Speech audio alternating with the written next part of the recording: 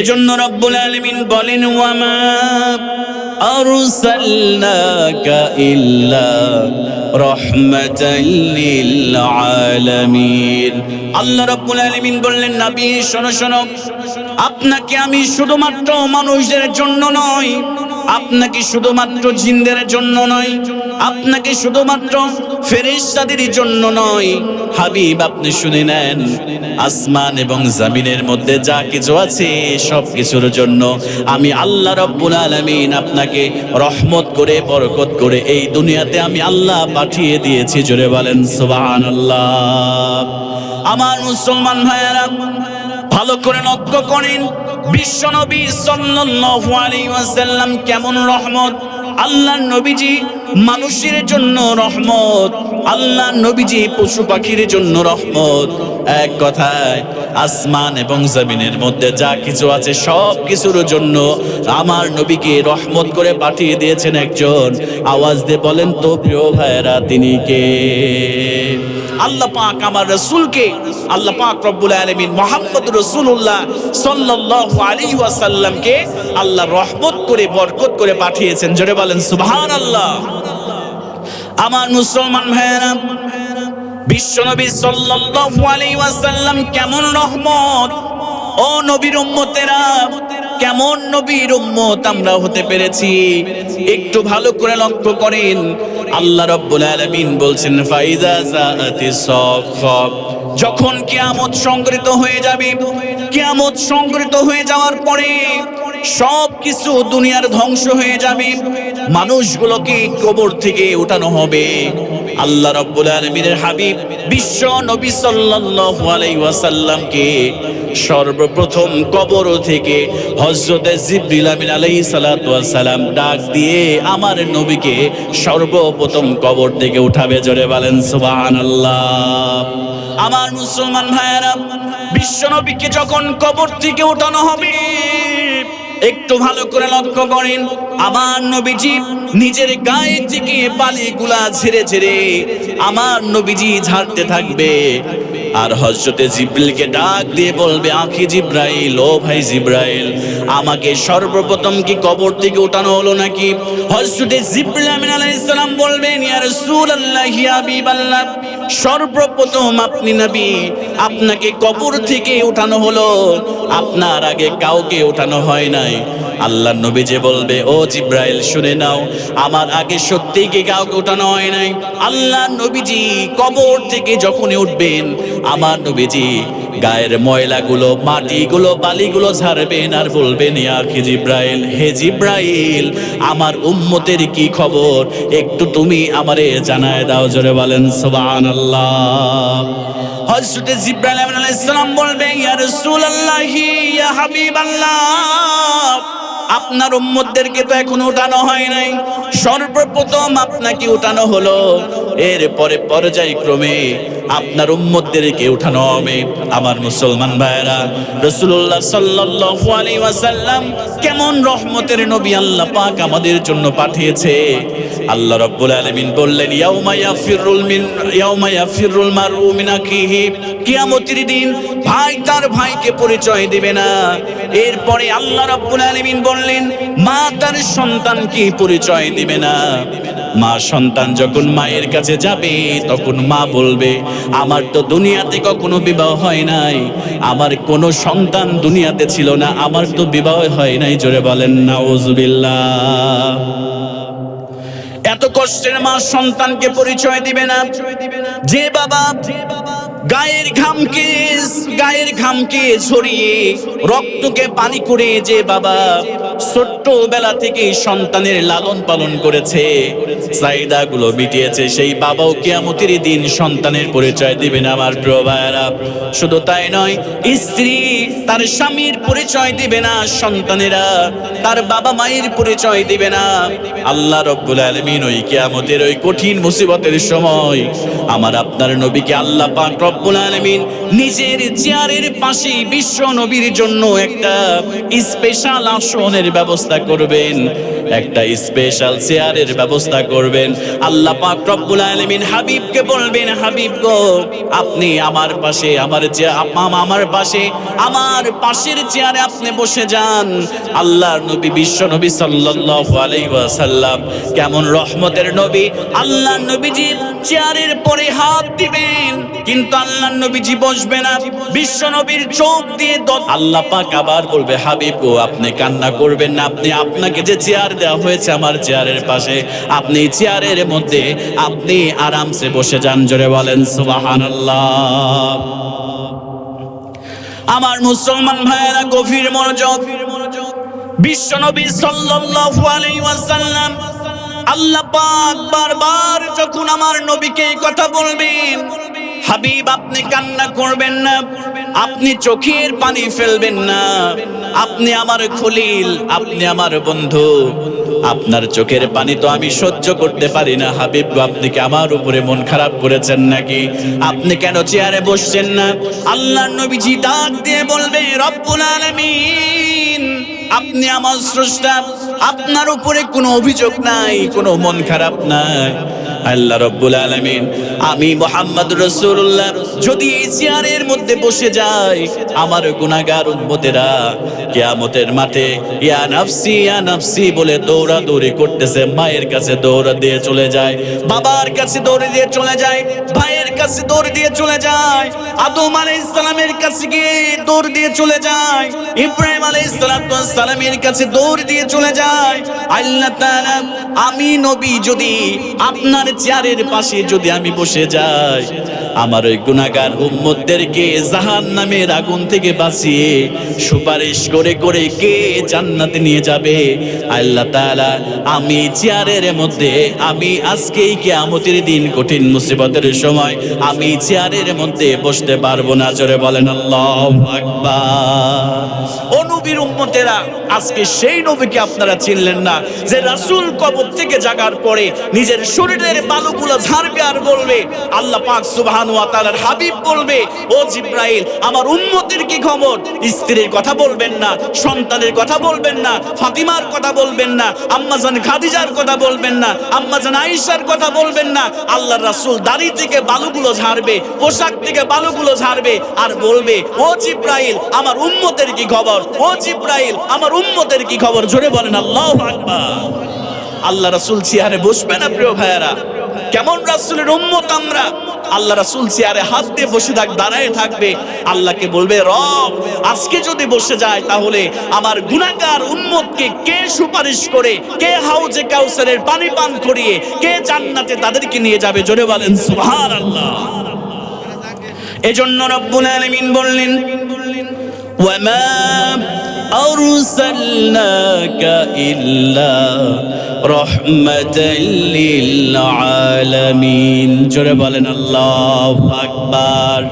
এজন্য আল্লাহ রাব্বুল আলামিন বললেন, হে রাসূল আপনি দুনিয়ার মানুষদেরকে জানায় দেন, আমি আপনাকে দুনিয়ার শুধু মানুষদের জন্য নয়, আমি আপনাকে শুধুমাত্র ফেরেশতাদের জন্য নয়, আমি শুধুমাত্র পশু পাখির জন্য নয়, আসমান এবং জমিনের মধ্যে যা কিছু আছে সব কিছুর জন্য আমি আল্লাহ আপনাকে রহমত করে, বরকত করে এই দুনিয়ার মধ্যে প্রেরণ করে দিয়েছি। জোরে বলেন সুবহানাল্লাহ।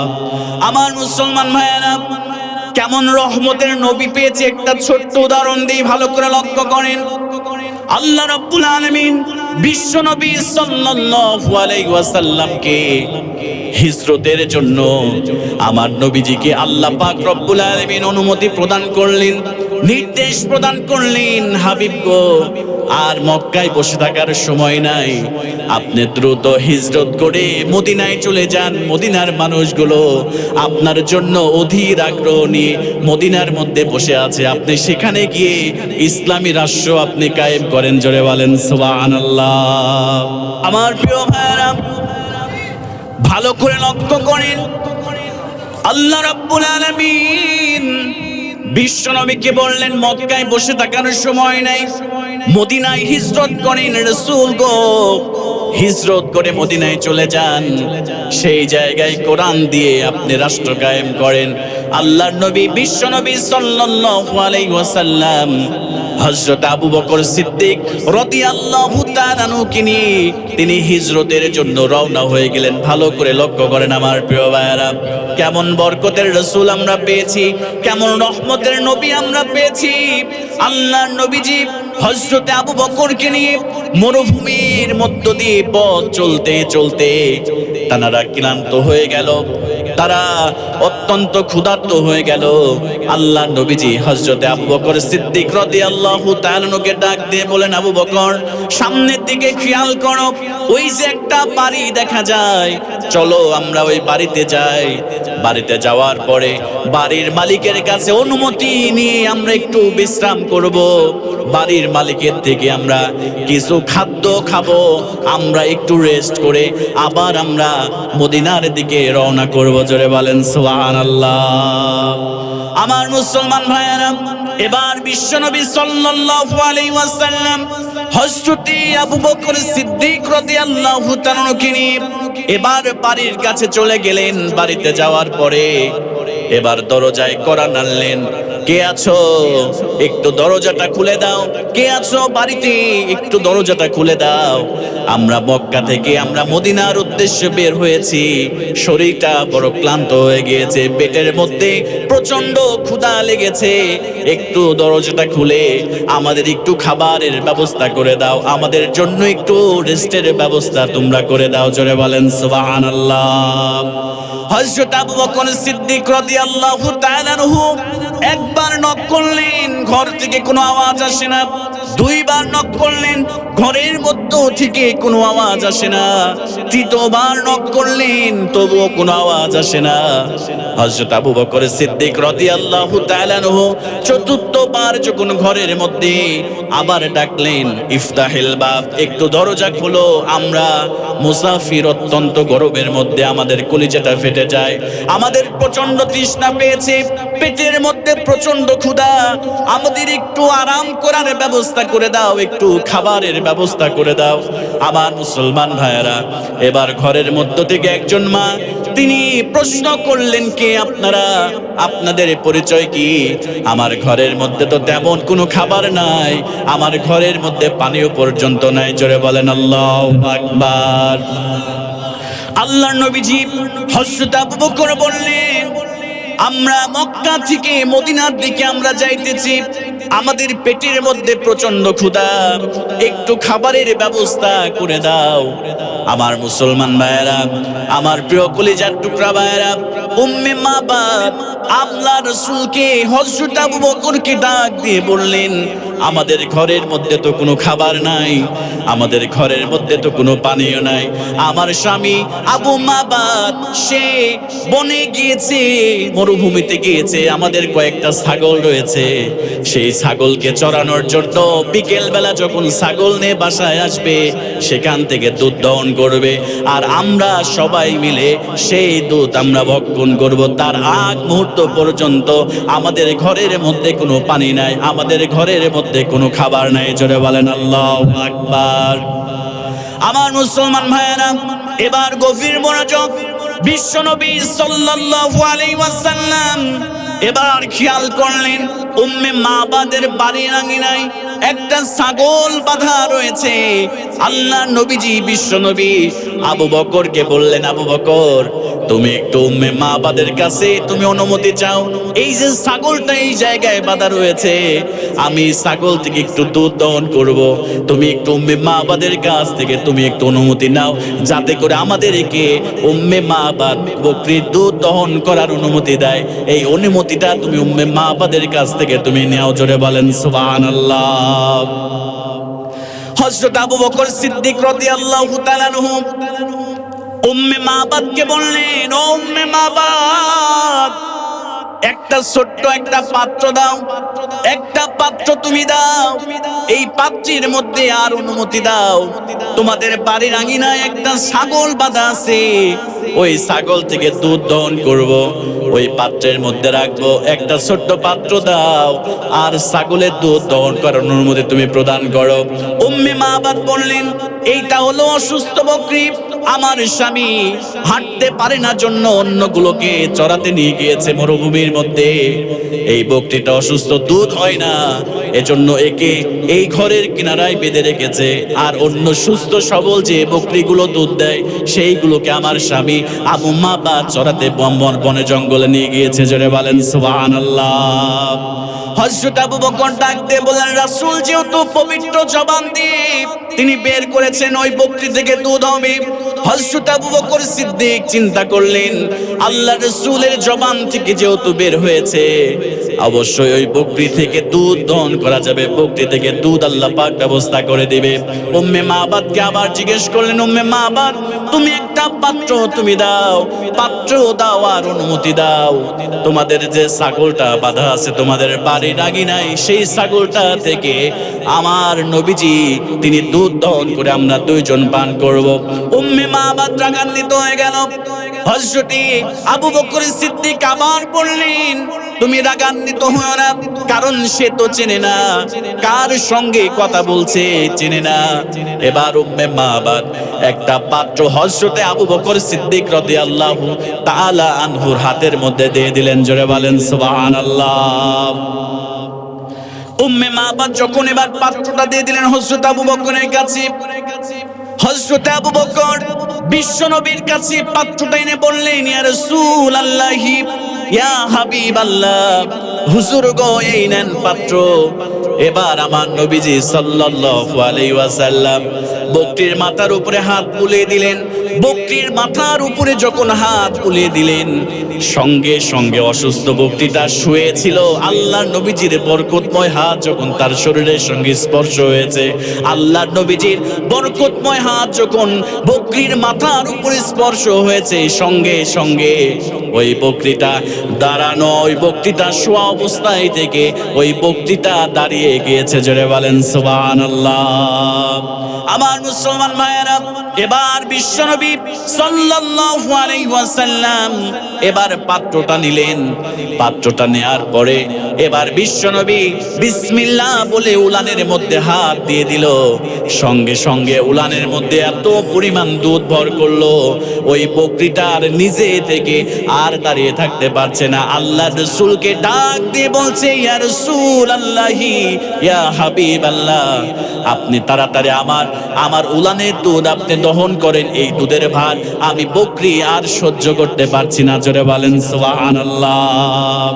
আমার মুসলমান ভাইয়েরা, কেমন রহমতের নবী বিশ্ব নবী সাল্লাল্লাহু আলাইহি ওয়াসাল্লাম পাত্র ভর্তি করে দুধ দহন করার পরে এবার তিনি নিজে পান করলেন।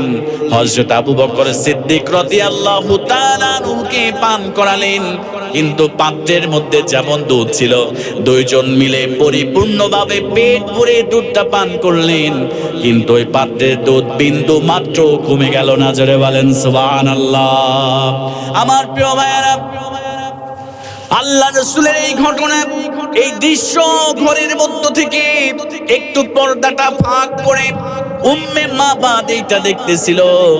উম্মে মাবাদ যখন এই দৃশ্যটা দেখে, আল্লাহ রাসূলের চেহারার দিকে তাকিয়ে আছে। আল্লাহ রাসূলের এত সুন্দর চেহারা, উম্মে মাবাদ চিন্তা করে এত সুন্দর চেহারার মানুষ এই পৃথিবীতে হয় নাকি। তিনি চিন্তা করলেন, এই ব্যক্তিটা হলো যুবক মুহাম্মদ, হলো আসমানের যে পূর্ণিমার চাঁদ দেখা যায়, এই পূর্ণিমার চাঁদের চেয়ে আল্লাহর নবীজির চেহারা আরো বেশি সুন্দর ছিল। কথা বলেন ঠিক কিনা? আমার প্রিয় ভাইয়েরা, এবার বিশ্বনবী সাল্লাল্লাহু আলাইহি ওয়াসাল্লাম উম্মে মাবাদের হাতে পাত্রটা দিয়ে এবার আল্লাহর নবীজি আবু বকরকে নিয়ে চলতে শুরু করলেন। এবার বিকেল বেলা তার স্বামী আবু মাবাদ ঘরের মধ্যে প্রবেশ করলেন। এবার উম্মে মাবাদ স্বামীর কাছে বলছে, আজকে এমন এমন ঘটনা ঘটে গিয়েছে। এত সুন্দর চেহারার মানুষ, এত সুন্দর আচরণের মানুষ, এত সুন্দর দেখতে, এত সুন্দর কথা বলে, মুখের সঙ্গে যেন সব সময় হাসি লেগে থাকে। আম্মা আল্লাহ রাব্বুল আলামিনের হাবিবের বর্ণনা উম্মে মাবাদ দিতে শুরু করলেন। এবার আবু মাবাদের আর বুঝতে বাকি রইল না, এটি দুনিয়ার কোনো সাধারণ মানুষ নয়, এটা হলেন বিশ্ব নবী মুহাম্মদুর রাসূলুল্লাহ সাল্লাল্লাহু আলাইহি ওয়াসাল্লাম। জোরে বলেন সুবহানাল্লাহ। আমার মুসলমান ভাইয়েরা, কিতাবের মধ্যে এসেছে আল্লাহর নবীজির এই বর্ণনা শুনে আবু মাবাদ বুঝতে পারলেন এটা রাসূল ছাড়া কেউ নন। এরপরে দুইজন মিলে তারা দ্রুত কিছুদিনের মধ্যে তারা মদিনায় গিয়ে আল্লাহর রাসূলের হাতে হাত রেখে তারা ইসলাম কবুল করলেন। জোরে বলেন সুবহানাল্লাহ। এজন্য আল্লাহ রাব্বুল আলামিন বললেন, ওয়ামা আরসালনাকা ইল্লা রাহমাতাল লিল আলামিন। এজন্য রব্বুল আলামিন বললেন, আমি আমার রাসূলকে দুনিয়াতে প্রেরণ করে দিয়েছি। আমি আল্লাহ পাক রব্বুল আলামিন আমার হাবিবকে, আমার রাসূলকে আমি আসমান এবং জমিনের মধ্যে যা কিছু আছে সব কিছুর জন্য আমি আল্লাহ পাক রব্বুল আলামিন রহমত করে বরকত করে পাঠায় দিয়েছি। জোরে বলেন সুবহানাল্লাহ। ও